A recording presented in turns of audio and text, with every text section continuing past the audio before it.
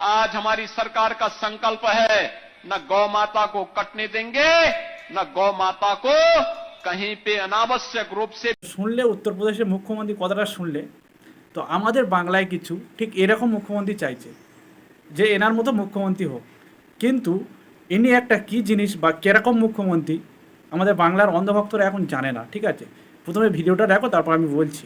India का बिफ, और यहाँ पे ये देख सकते हो तुम, पूरा एड्रेस है उत्तर प्रदेश इंडिया। তো ভিডিওটা দেখলে ঠিক আছে, হ্যাঁ এটা সত্য কথা। ঠিক আছে, এটা কুয়েতের ভিডিও।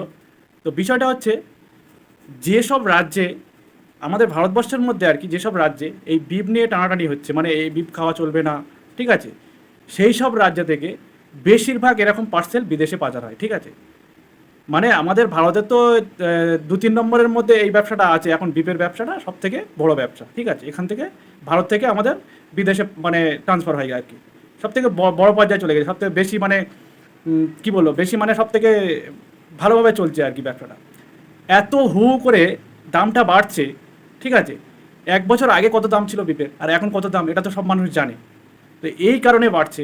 আর এরকম মুখ্যমন্ত্রী আবার আমার মানে গো হত্যা, এখানে আমাদের মানে আমাদের ভারতের মানুষ খেলে গো হত্যা হচ্ছে, আর পার্সেল করে বিদেশে দিলে ওটা ব্যবসা হচ্ছে।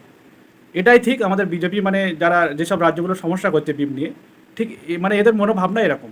ঠিক আছে, তো এই ভিডিওটা আবার দেখলে আর একজন আবার কি বলছে সেটাও দেখো।